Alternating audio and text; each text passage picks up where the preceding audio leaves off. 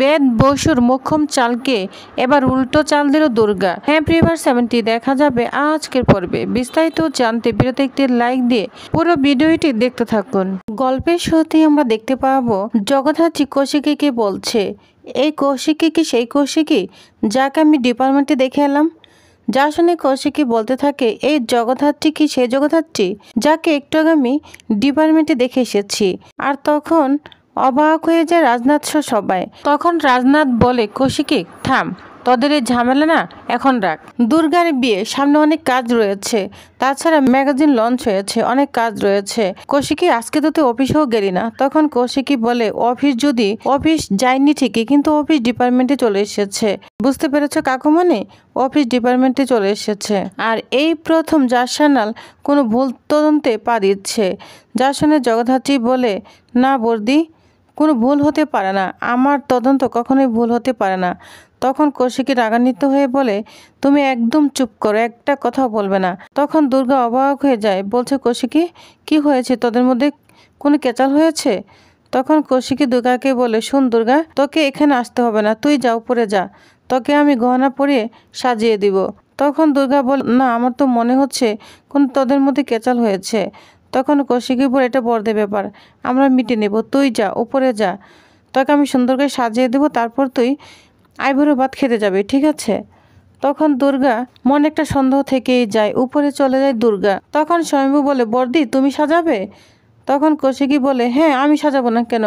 দুর্গার বিয়ে ঠিক করে দিয়েছি আমি, সবকিছু আমি ঠিক করেছি, আর এখন আমি দুর্গাকে সাজাবো না, তা কি করে হয়? যার শুনে জগদ্ধাত্রী বলে, বর্দি আসলে আপনি কি চাচ্ছেন? তখন কৌশিকী বলে, শুনো, আমি চাচ্ছি জাসানাল এই জগদ্ধাত্রী রূপে বাড়িতে যেন এই মুখার্জি পরিবারের মান সম্মান রক্ষা করে। এটা বলে কৌশিকী যখন উপরে যাবে, তখন জগদ্ধাত্রী বলে, বর্দি আমি কিন্তু পরিবারের মান সম্মান সবসময় রক্ষা করেছি, কিন্তু আমারও তো একটা ডিউটি আছে। তখন কৌশিকী বলে, হ্যাঁ আছে, ডিউটি করতে গিয়ে এমন কোনো কাজ করো না যেন আমার আর সমরেশের মতো হয়। সমরেশের একটু ভুলের কারণে, ছোট্ট একটা ভুলের কারণে সারা জীবন সমরেশের থেকে আমাকে দূরে থাকতে হয়েছে। তেমনি তুমি এমন কিছু ভুল করো না যাতে সারা জীবন তোমার আর আমার সাথে দূরত্ব সৃষ্টি হয়ে যায়। যা শুনে স্বয়ম্ভু এবং জগদ্ধাত্রী অবাক হয়ে যায়।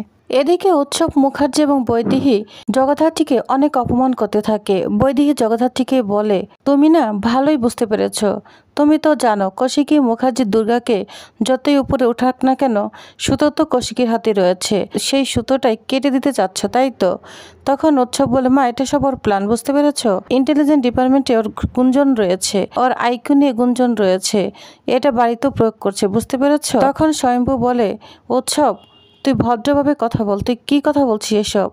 তখন বলে, আমি ঠিক বলছি। তখন বৈদেহী বলে, হ্যাঁ এটাই ঠিক, ও ঠিক বলেছে, তুমি সুতোটাই কাটতে চাচ্ছ, তুমি এত অকৃতজ্ঞ মেয়ে। জামাই তুমি কেন কথা বলছো না, তুমি কেন চুপ করে আছো? তখন সমরেশ বলে, ওদের আমি মঙ্গল কামনা করি, এই কথা বলে এখান থেকে চলে যায়।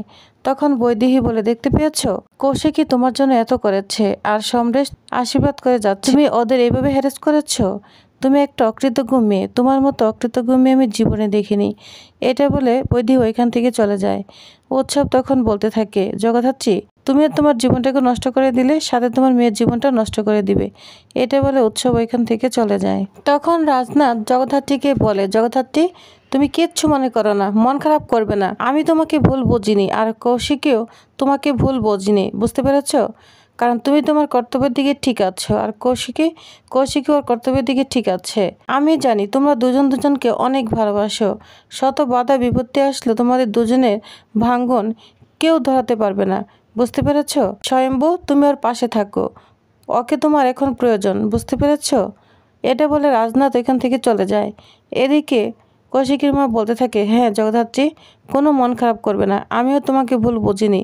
হ্যাঁ কৌশিকীর হয়তো একটু খারাপ লেগেছে, কিন্তু ও তোমাকে অনেক ভালোবাসে। তখন জগদ্ধাত্রী বলে, আমিও তো বর্দিকে অনেক ভালোবাসি, কিন্তু কি করব বলুন তো, কেস ফাইল হয়েছে, কোর্টে মুভ হবে, আমিও তো বুঝি বাড়ির জামাই, এই জন্যই তো সমৃদ্ধাকে বাঁচানোর জন্য আমি ডিপার্টমেন্টে নিয়ে গিয়েছি জিজ্ঞাসাবাদ করার জন্য। এটা বলে জগদ্ধাত্রী কান্না করতে থাকে। তখন কৌশিকীর মা তাকে সান্ত্বনা দেয়, বলছে, আমি বুঝতে পেরেছি, তুমি কোনো মন খারাপ করবে না, সব ঠিক হয়ে যাবে। স্বয়ম্ভু তুমি বোর পাশে থেকো, ঠিক আছে? শত বিপদ এলো বোর পাশে থেকো। এটা বলে কৌশিকীর মা এখান থেকে চলে যায়। তখন জগদ্ধাত্রী স্বয়ম্ভুকে বলে, স্বয়ম্ভু এখন আমি কি করব। তখন স্বয়ম্ভু বলে, কোনো চিন্তা করো না জগদ্ধাত্রী, বর্দি তোমাকে অনেক ভালোবাসে আর বর্দিকেও তুমি অনেক ভালোবাসো। তুমিও বুদ্ধিমতী মহিলা, এমনকি বর্দিও বুদ্ধিমতী মহিলা। তোমাদের সম্পর্কের চির কখনোই ধরবে না, আমি নিশ্চিত করে বলছি। তখন জগদ্ধাত্রী স্বয়ম্ভুকে ধরে খুব কান্না করতে থাকে আর স্বয়ম্ভু জগদ্ধাত্রীকে সান্ত্বনা দিচ্ছে। অন্যদিকে দেখা যায় দুর্গা আবির্ভাব অনুষ্ঠান শুরু হয়ে গিয়েছে, চলে গিয়েছে বেদবসুর বাড়িতে। ওইখানে দুর্গার জন্য খুব ধুমধাম করে খুব সুন্দর আয়োজন করেছে।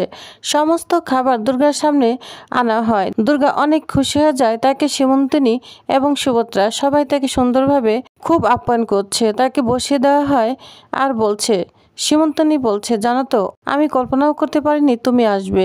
তোমাদের বাড়ির সবার সঙ্গে অনেকদিন যোগাযোগ হয় না। যখন শুনলাম তোমার বিয়ে ঠিক হয়েছে তখন থেকে আমরা পরিকল্পনা করে নিয়েছি তোমাকে আইবুড়ো ভাত খাওয়াবো। এটা শুনে দুর্গা অনেক খুশি হয়ে যায়। এদিকে সুভদ্রা বলছে, হ্যাঁ অনেক বড়লোক বাড়ির মেয়ে তুমি, অনেক ধুমধাম করে বিয়ে হচ্ছে তাই না। তখন দুর্গা বলে, এই শুনুন, এত বেশি কথা বলবেন না। আপনি এত বেশি কথা বলেন কেন? আপনার মুখের শাটারটা না বন্ধ করুন। যা শুনে অবাক হয়ে যায় সুভদ্রা।